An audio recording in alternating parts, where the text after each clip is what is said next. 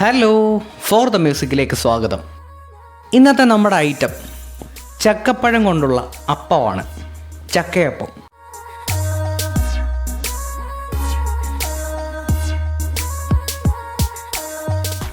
നമ്മുടെ ലോക്ക്ഡൗൺ കാലഘട്ടത്തെ താരമാണ് ചക്ക. അന്നം മുട്ടാതെ ഒരുപാട് വീടുകൾക്ക് അന്നമായി മാറിയവനാണ് ഈ ലോക്ക്ഡൗൺ കാലത്ത് ചക്ക. രാവിലെ അച്ഛൻ്റെ ചക്കയപ്പം തിന്നണമെന്നൊരു കൊതി. അങ്ങനെ ചക്കയിടാൻ പോയതാണ് ഞാനും ചേട്ടനും. അങ്ങനെ നമ്മുടെ ചക്ക വീണു.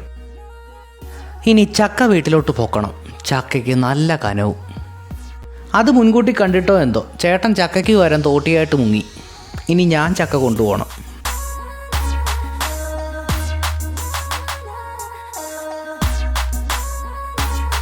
അമ്മച്ചേ, നല്ല കനവാട്ടാ. ചക്കപ്പഴം അപ്പത്തിനായിട്ട് വെറുതെ വിട്ടേക്കുന്നു.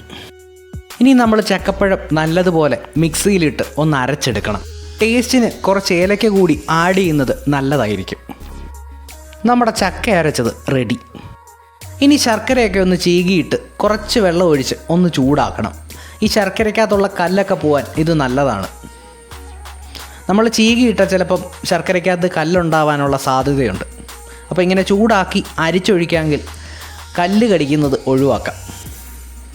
ഞാൻ ഈ പറയുന്നത് കേട്ട് അമ്മ ഓടി വന്ന് കല്ലല്ലടാ പൊട്ടാ, മണലാടാ എന്ന് പറയും.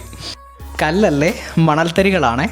ശർക്കരയ്ക്കകത്ത് ഇങ്ങനെ മണൽത്തരികൾ കാണാനുള്ള സാധ്യത വളരെ കൂടുതലാണ്. അപ്പോൾ ഇങ്ങനെ ശർക്കര അരിച്ച് ഒഴിക്കുന്നത് നല്ലതായിരിക്കും.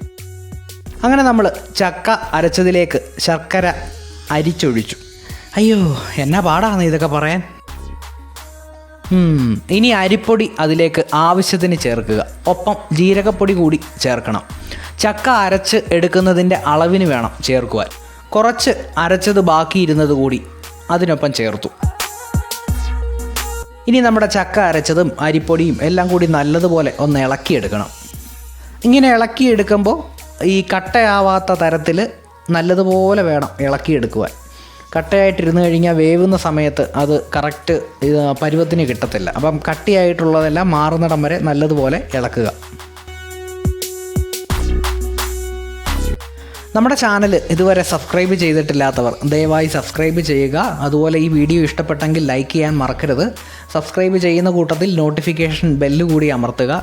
നോട്ടിഫിക്കേഷൻ ബെല്ല് അമർത്തുമ്പോൾ ഓൾ എന്നുള്ളത് കൊടുക്കുക. അപ്പോൾ തുടർന്നുള്ള നോട്ടിഫിക്കേഷൻസ് കൃത്യമായിട്ട് നിങ്ങൾക്ക് കിട്ടുന്നതായിരിക്കും.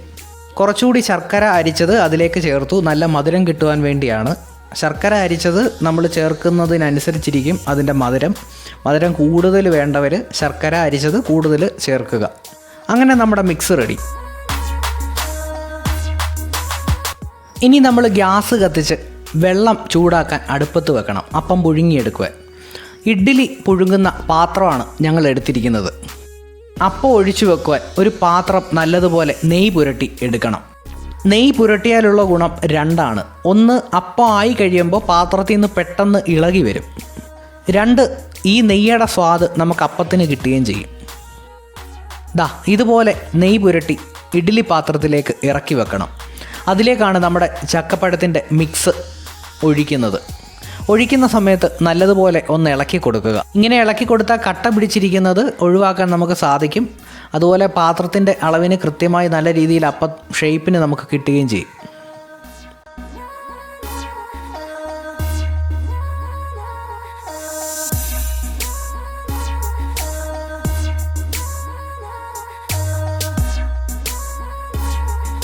നമ്മുടെ മിക്സൊക്കെ ഒഴിച്ചു. ഇനി പാത്രം അടച്ചേക്കുക. ഏകദേശം അരമണിക്കൂർ വേണ്ടി വരും നമ്മുടെ ചക്കയപ്പം ആവാൻ. അപ്പോൾ കാത്തിരിക്കുക.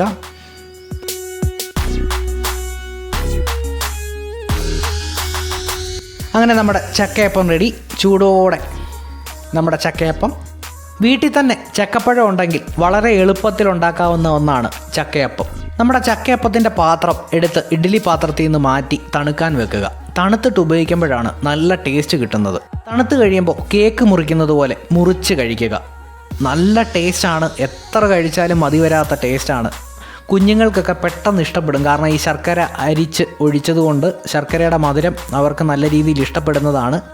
ഇതുവരെ ചക്കയപ്പം പരീക്ഷിച്ചിട്ടില്ലാത്തവർ ഒന്ന് പരീക്ഷിച്ച് നോക്കുക. നല്ല സൂപ്പർ ടേസ്റ്റാണ്, പക്ക ടേസ്റ്റ്. അങ്ങനെ നമ്മുടെ ഇന്നത്തെ വീഡിയോ ഇവിടെ അവസാനിക്കുന്നു. നിങ്ങൾ തരുന്ന വലിയ സപ്പോർട്ടിന് ഒരുപാട് നന്ദി. ചാനൽ സബ്സ്ക്രൈബ് ചെയ്തിട്ടില്ലാത്തവർ ദയവായി സബ്സ്ക്രൈബ് ചെയ്യുക, നോട്ടിഫിക്കേഷൻ ബെല്ല് കൂടി അമർത്തുക.